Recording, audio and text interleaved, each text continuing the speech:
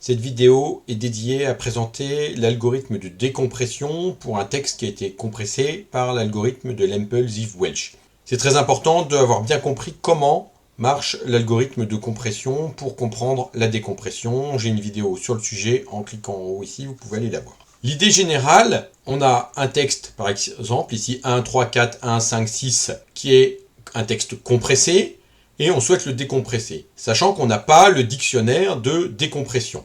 Et donc, on va reconstruire le dictionnaire au fur et à mesure. Là, on travaille, on suppose qu'on n'a que 4 caractères A, B, C, D, et qu'on a 1, 2, 3, 4. Ça, l'ensemble des caractères est connu au départ. L'idée, c'est bien sûr de changer à chaque fois chaque élément par sa place dans le dictionnaire, et quand on en a changé un, à mettre à jour le dictionnaire pour savoir qu'aurait fait l'algorithme de compression si on l'avait utilisé. Donc là, par exemple, le 1, c'est le A, le 3, c'est le C. Donc je sais que si j'ai AC, en fait, quand j'ai fait la compression dans le dictionnaire, j'aurais rajouté en 5 AC. Donc je vais compléter mon dictionnaire comme l'aurait fait l'algo de compression. Ensuite, j'ai 4, c'est D si j'avais utilisé l'algorithme de compression. J'aurais réutilisé CD à la position 6 dans le dictionnaire. Ensuite, j'ai 1, c'est A. Je vais rajouter DA.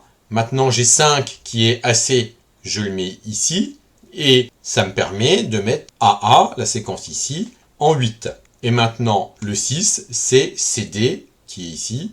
Et je vais rajouter ACC dans le dictionnaire. Donc ce qu'on voit, en avançant comme ça, c'est qu'on va faire la même chose que l'algorithme de compression au fur et à mesure pour reconstruire le dictionnaire. Au départ, on est sûr d'avoir un caractère, parce que dans l'algorithme, on commence forcément par un caractère qui est ici, donc on va savoir décompresser, et petit à petit, on construit. Et ce qu'on verra, c'est qu'il y a un cas qui est un petit peu délicat, un petit peu technique à traiter, mais qui se fait bien.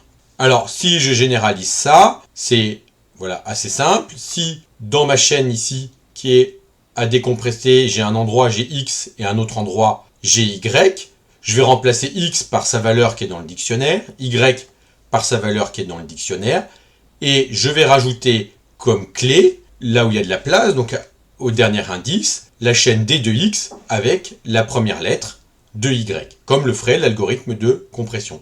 Et donc je rajoute ça dans le dictionnaire, et ainsi de suite, je continue.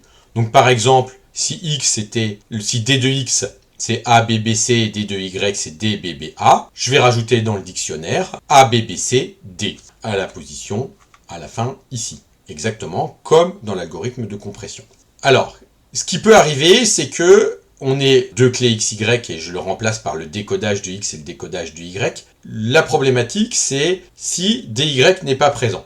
Donc par exemple, ici je mets A parce que c'est un 1, je mets C parce que c'est un 3, je vais rajouter dans mon dictionnaire AC parce que c'est un 5, et donc je rajoute CA ici en 6, et maintenant je tombe sur 7 qui n'est pas dans le dictionnaire.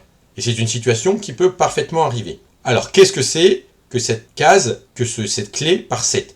En fait, si elle apparaît ici, c'est que c'est à ce moment-là qu'elle va être introduite dans le dictionnaire. C'est-à-dire, quand on a fini AC avec ce qu'il y a ensuite, c'est introduit dans le codage ici. Et donc, nécessairement, la clé de 7, c'est AC plus quelque chose ici. Et c'est nécessairement la première lettre. Comme c'est une nouvelle chose ici, comme ça commence par ACA, c'est forcément quelque chose qui commence par A. Et donc, on sait que c'est ACA. Et après 4, c'est D et on rajoute. Si on généralise, quand X est une clé de mon dictionnaire ici, je vais remplacer X par sa valeur, mais Y n'est pas encore une clé, eh bien, qu'est-ce que je sais? C'est que on va rajouter dans le dictionnaire que pour Y ici, donc c'est avec le plus 1 ici, forcément, nécessairement, c'est D de X ici, A, B, B, C, plus la première lettre de D de X.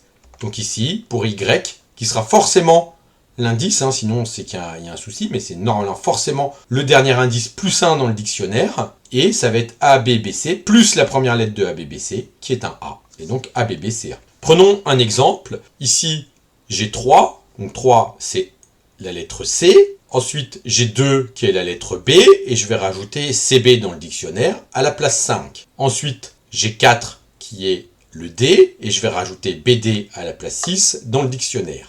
Ensuite, 5 qui est CB, je vais rajouter DC dans le dictionnaire à la place 7. Maintenant, j'ai encore 5 qui est CB, je rajoute dans le dictionnaire CBC à la place 8. Donc là, on fait à chaque fois comme la décompression et la compression, il n'y a aucun souci. Maintenant, 6, c'est BD, donc je vais rajouter CBB dans le dictionnaire à la place 9. Ensuite, à la place 8, je vais remplacer par CBC, et donc j'ai BDC qui vient à la place 10, donc comme dans l'algo de compression. Et maintenant, j'ai 11. 11 qui n'est pas dans ma table, mais on voit que c'est bien l'entier d'après. Ce sera toujours comme ça. Et donc, c'est quoi? Le codage de 11, c'est CBC, plus la première lettre de CBC, donc C. Donc chaque fois qu'il y a une lettre là, un entier qui apparaît qui n'apparaissait pas avant, forcément, c'est le dernier indice de la table. Et la valeur ici pour la clé, ce sera nécessairement un mot qui a la première lettre égale à sa dernière. Parce qu'on prend le mot qui est avant ici et on rajoute sa première lettre. Donc je vais avoir CB, CC. Et ensuite, j'ai le A et je vais rajouter CB, CC, A dans ma table. Et j'ai fini de décoder.